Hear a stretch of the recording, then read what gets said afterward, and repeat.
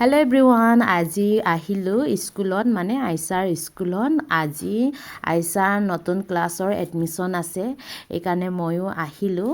আহি পাই দেখোঁ যে এয়া দীঘল একটা লাইন। উপায় নাই, ময়ো লাইনত লাগি গৈছোঁ।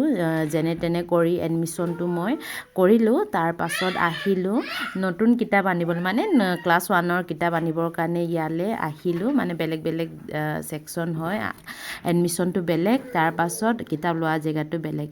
তাৰপিছত লৈ মেলি এয়া দেখি পাইছে নহয়, মোৰ লগৰ কেইজনী পূৰা হাতত মোনা লৈ লৈ আহিছে। মানে এইবোৰ চব কিতাপ বহি চব আছে আৰু তাকে লৈ মেলি আমি সকলোৱে ওলাই আহিলোঁ। ওলাই আহি পিনি বহুত দিনৰ পাছত লগ পাইছোঁ বুলি এয়া আৰু হোটেলত সোমাই মেলি চাহ খাব লৈছোঁ। আৰু এয়া আৰু দুজনী আহিব আছেই।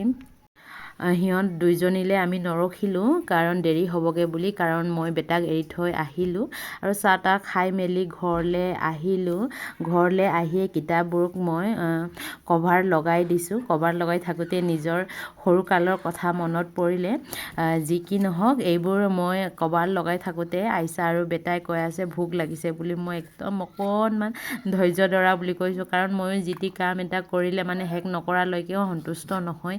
এইকাৰণে মই অকণমান বহাই মেলি মই মোৰ কামবোৰ কৰি লৈছোঁ, মানে কিতাপবোৰক কভাৰ লগাই লৈছোঁ। তাৰ পাছত কভাৰ লগাই হোৱাৰ পাছত মই আহিলোঁ আইচা আৰু বেটাৰ কাৰণে গৰম গৰম ৰুটি বনাই দিবৰ কাৰণে। আৰু এয়া ৰুটি বনাবৰ কাৰণে আৰম্ভ কৰিলোঁ। আজি ৰুটিটো অকণমান পিংক কালাৰ নিচিনা দেখিছে হয় নাই, মানে এইটো বিট দি মেলি বনাই দিছোঁ। আৰু এয়া আৰু মোৰ গৰম গৰম ৰুটি আৰু আলু ভাজি ৰেডি।